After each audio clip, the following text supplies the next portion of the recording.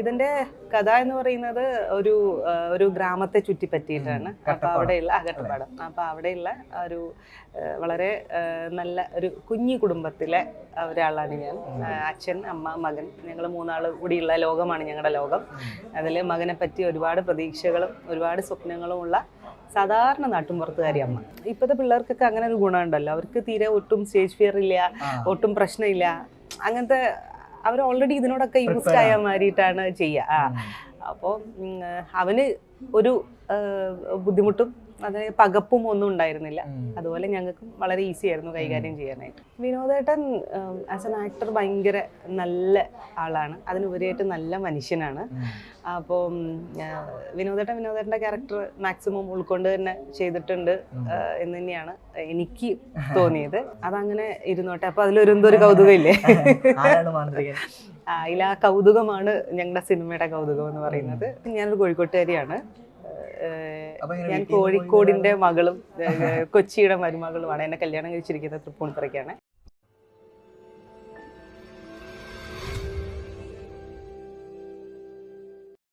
August 30 റിലീസാവുന്ന കട്ടപ്പാടത്തെ മാന്ത്രികൻ എന്ന സിനിമയിൽ ഒരു പ്രധാന വേഷം ചെയ്യുന്ന വ്യക്തിയാണ് നമ്മുടെ കൂടെ ഉള്ളത്. Hi, welcome to Mapstic media.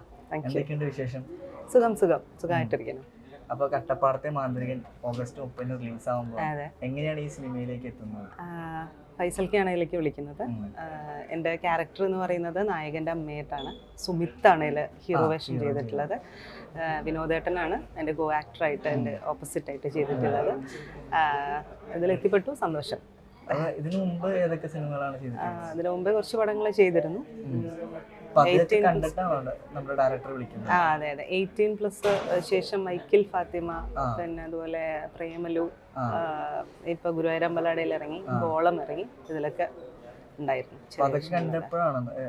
അതെ, അതൊക്കെ ഇറങ്ങുന്നതിന് മുമ്പാണ് ഷൂട്ട് ചെയ്തത്.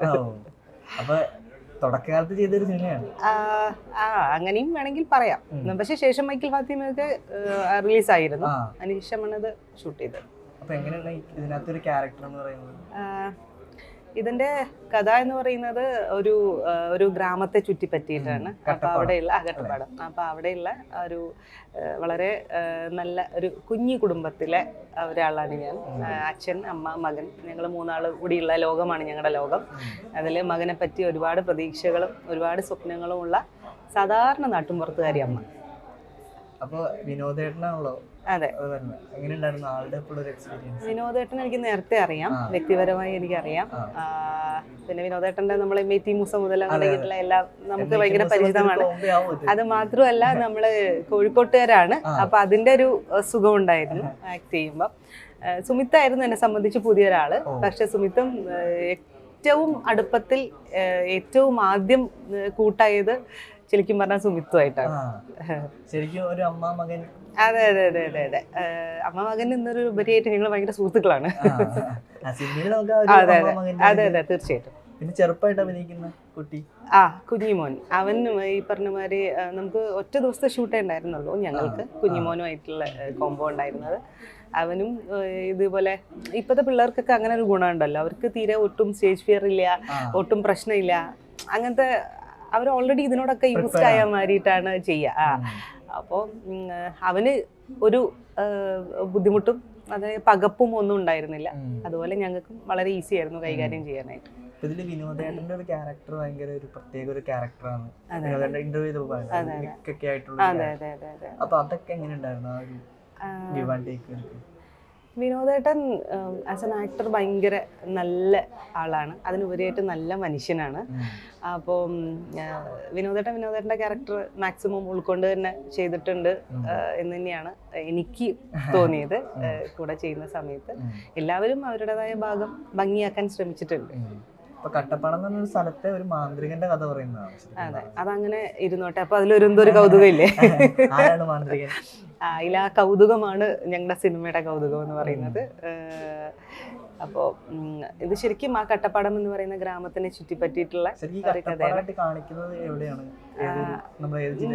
ഞങ്ങളുടെ പോർഷൻസ് ഒക്കെ ഷൂട്ട് ചെയ്തത് കോഴിക്കോടാണ്. കട്ടപ്പാടം. അതെ, ഞങ്ങളുടെ ഭാഗങ്ങളൊക്കെ കട്ടപ്പാടം എന്നുള്ള സ്ഥലം ഉള്ളതായിട്ട് എൻ്റെ അറിവിലില്ല, എനിക്കറിയില്ല. ഇനിയിപ്പോൾ കൂടുതൽ ഈ പേരിനെ സംബന്ധിച്ചുള്ള കാര്യങ്ങൾ കൂടുതൽ നമ്മൾ ഫൈസൽ കെയോട് ചോദിക്കേണ്ടി വരും. അല്ല എങ്കിലും നമ്മുടെ കട്ടപ്പാടം സിനിമയിൽ കാണിക്കുന്നത് കോഴിക്കോടുള്ള ഒരു സ്ഥലമാണ് കോഴിക്കോടുള്ള കാണിച്ചത്. സ്ഥലമാണ്. അതെ അതെ. ആ അപ്പൊ എങ്ങനെയുള്ള ലൊക്കേഷൻ എക്സ്പീരിയൻസ്? ലൊക്കേഷൻ ഞാനൊരു കോഴിക്കോട്ടുകാരിയാണ്. അപ്പൊ എങ്ങനെ ഞാൻ വീട്ടിൽ നിന്ന് പോയി കോഴിക്കോടിന്റെ മകളും കൊച്ചിയുടെ മരുമകളുമാണ്. എന്നെ കല്യാണം കഴിച്ചിരിക്കുന്നത് തൃപ്പൂണിത്തുറയ്ക്കാണ്. അപ്പൊ താമസിക്കുന്നത് തൃപ്പൂണിത്തുറയാണ്? ഞാൻ ഇപ്പോൾ കോഴിക്കോടാണ് താമസിക്കുന്നത്. ഇങ്ങനെ വർക്കിന്റെ ഭാഗമായിട്ട് ഉള്ള ഓട്ടമായതുകൊണ്ട് കോഴിക്കോടാണ്, നാട്ടിലാണ്. അപ്പം ലൊക്കേഷൻ അങ്ങനെ പ്രത്യേകിച്ച് എന്നെ സംബന്ധിച്ച് നമ്മുടെ നാട് തന്നെയാണ്. കോഴിക്കോട് മാത്രമേ ഉണ്ടായിരുന്നുള്ളൂ അല്ല, പാലക്കാട് ഉണ്ടായിരുന്നു, തൃശ്ശൂർ ഉണ്ടായിരുന്നു, വയനാട് ഉണ്ടായിരുന്നു എന്നൊക്കെ അവർ പറഞ്ഞു. പക്ഷെ എനിക്ക് ഷൂട്ട് ഉണ്ടായിരുന്നത് കോഴിക്കോട് മാത്രമായിരുന്നു. അതെ, കോഴിക്കോട് മുക്കം പ്രദേശം, കാരന്തൂര്, മുക്കം, അങ്ങനെ ആ ഭാഗത്തൊക്കെ ആയിട്ടാണ്. കുറച്ച് ഉള്ളിലേക്കാണ്. അല്ല, കുറച്ച് അങ്ങോട്ട് പോണം. വീട്ടിൽ നിന്ന് പോയി വരാറുണ്ടോ അതോ? അതെ, ഇവര് പിക്ക് ചെയ്യും വണ്ടി. വീട്ടിൽ നിന്ന് പോയി വരെ തന്നെയായിരുന്നു. അപ്പൊ എങ്ങനെ ഇവരൊക്കെ ആയിട്ടുള്ളൊരു വീട്ടിലേക്കൊക്കെ വന്നിട്ടുണ്ടായിരുന്നോ? ഇവര് വീട്ടിലേക്ക് വന്നിട്ടില്ല, ഞാൻ ഇവരെ വീട്ടിലേക്ക് പോയിട്ടുണ്ട്. നമ്മൾ ഷൂട്ട് ചെയ്ത സ്ഥലം ഏകദേശം അതിനടുത്തായിരുന്നു. അപ്പം ഫൈസൽക്കയുടെ ബ്രദറിന്റെ വീട്ടിൽ പോയിട്ട് നമ്മൾ എല്ലാവരും ഒരു ദിവസം. അതെ അതെ അതെ, കോഴിക്കോടാണ്. അതെ, മുക്കം ഭാഗത്താണെന്ന് തോന്നുന്നു. അപ്പം പുള്ളിക്കാരന്റെ റിലേറ്റീവിന്റെ വീട്ടിൽ പോയിട്ട് ഞങ്ങൾ എല്ലാവരും കൂടി, വിനോദേട്ടനും ഞങ്ങൾ എല്ലാവരും കൂടി ഷൂട്ടിന്റെ ഒരു ദിവസം പോയി ഫുഡൊക്കെ കഴിച്ച്. കോഴിക്കോട് അറിയാലോ, ഭയങ്കര ആതിഥ്യ മര്യാദയുള്ള സ്ഥലമാണ്.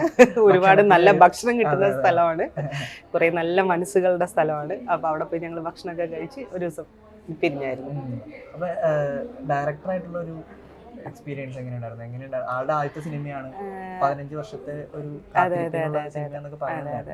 അതെ, ഒരുപാട് നാളായിട്ട് ഫൈസൽക്ക കൊണ്ടു നടന്ന സ്വപ്നമാണ് ഈ സിനിമ എന്ന് പറയുന്നത്. എന്താ പറയാ, ഒരു സിനിമ എന്ന് പറയുന്നത് ആദ്യം മനസ്സിൽ കാണുന്നതും കണ്ണുകൊണ്ട് കാണുന്നതും ഒക്കെ ഡയറക്ടറാണ്.